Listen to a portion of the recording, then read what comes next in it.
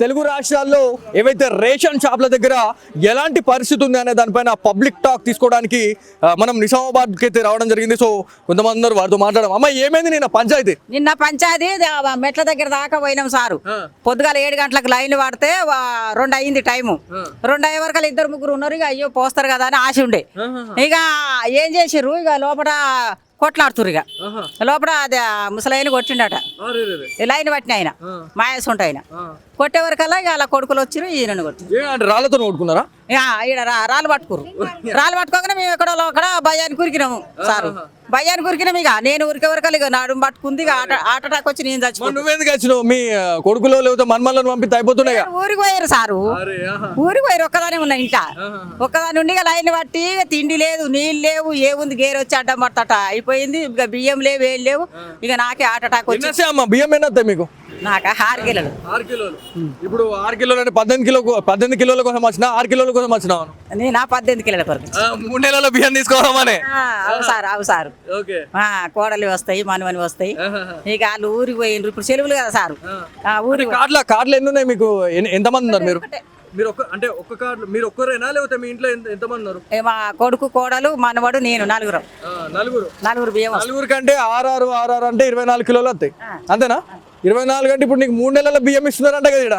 3 నెలలు ఇక 64 కిలోలు వస్తాయేమో, 74 వస్తాయి. మళ్ళీ 3 నెలల తర్వాత వస్తావా? మళ్ళీ నెక్స్ట్ మంత్ కూడా వస్తావా? ఇక ఎప్పుడు వస్తా అప్పుడు వస్తా సారు. ఎప్పుడు వస్తా ఎప్పుడు వస్తాం. కానీ ఇప్పుడు ఏడ చూసినా కూడా ఇది ఒక పంచాయతీ అయిపోయింది. ఏడంటే ఆడ జుట్లు పట్టుకొని కొట్టుకుంటున్నారంట రేషన్ షాప్ల దగ్గర కూడా. నిజమేనమ్మా? ఇక్కడ రాళ్ళు పట్టారు నిన్న. జుట్లు పట్టుకున్నాడు, పక్కకి పెడితే రాళ్ళే పట్టుకున్నారు అని చెప్పేసి చెప్తా ఉన్నారు. పోతుండ్రి నిన్న 2-3 వాళ్ళు బతికిరు. ఇంకా నయమై చచ్చిపోతుండ్రి. పోలీసు వాళ్ళు వచ్చిర్రు, దెబ్బలు తిన్న ఆయన రాపిచ్చిండు, పోలీసు వాళ్ళని పిలిపించిండు. రేషన్ షాపు ఫోటో తీసుకొని పోయిండు. అమ్మ ఈయన అవుతుందా ఇట్లా లొల్లిలు? ఇంకేనా అవుతున్నాయా? ఈయన అయింది ఎక్కువ. ఈయన అయింది. నిన్న వేరే వాళ్ళతో నేను అమ్మ వాళ్ళతో మాట్లాడినా, కొంతమంది ముసలి వాళ్ళతో కూడా మాట్లాడతా. ఏమంటున్నారంటే కొంతమంది 90 వేసేసి పొద్దున్న ఇక్కడ వచ్చి నిలబడుతున్నారు, లొల్లి చేస్తున్నారు అని చెప్పి. నిజమేనా? అట్లా 20 మంది సారాడా.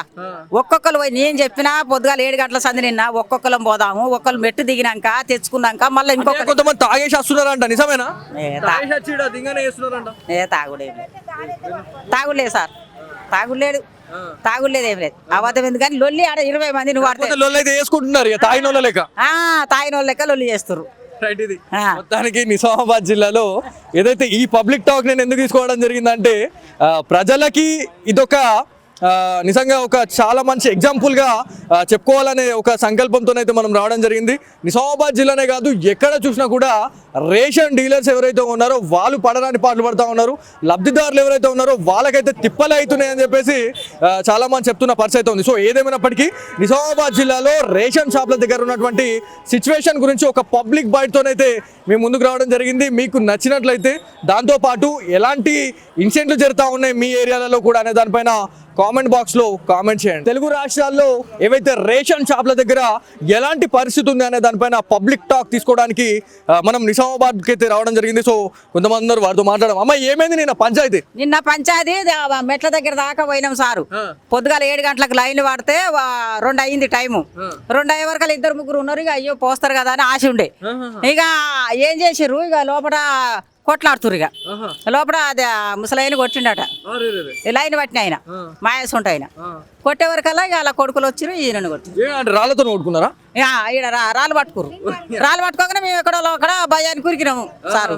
భయానికి ఉరికినాం. ఇక నేను ఉరికే వరకలు ఇక నాడు పట్టుకుంది. ఇక ఆట అటాక్ వచ్చి నేను చచ్చిపోయాను. నువ్వెందుకు వచ్చినావు? మీ కొడుకులో లేకపోతే మన్మల్ని పంపితే అయిపోతున్నాయి. ఊరికి పోయారు సారు, ఊరికి పోయారు. ఒక్కదానే ఉన్నా ఇంట.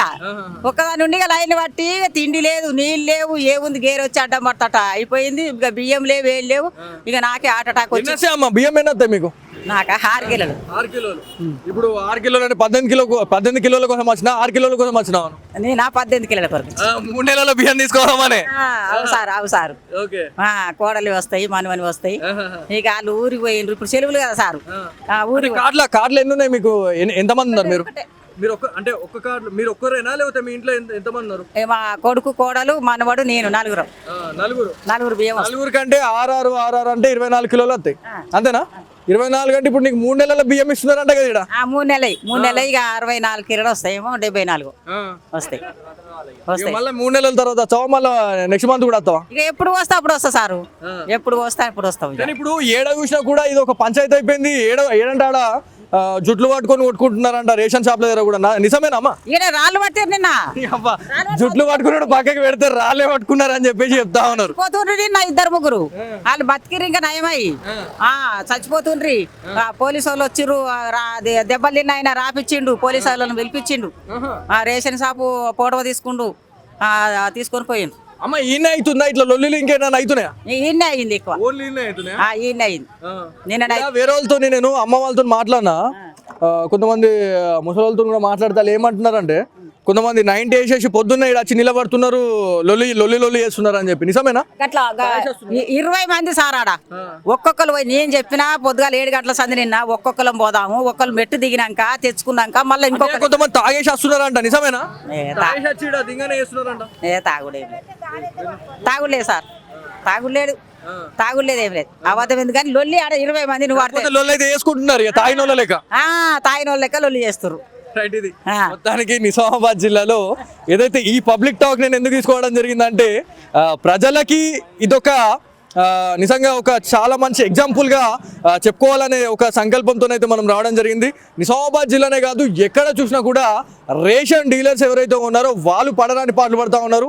లబ్ధిదారులు ఎవరైతే ఉన్నారో వాళ్ళకైతే తిప్పలే అవుతున్నాయని చెప్పేసి చాలా మంది చెప్తున్న పరిస్థితి ఉంది. సో ఏదేమైనప్పటికీ నిజామాబాద్ జిల్లాలో రేషన్ షాప్ల దగ్గర ఉన్నటువంటి సిచ్యువేషన్ గురించి ఒక పబ్లిక్ బైట్తోనైతే మేము ముందుకు రావడం జరిగింది. మీకు నచ్చినట్లయితే దాంతోపాటు ఎలాంటి ఇన్సిడెంట్లు జరుగుతూ ఉన్నాయి మీ ఏరియాలలో కూడా అనే దానిపైన కామెంట్ బాక్స్లో కామెంట్ చేయండి.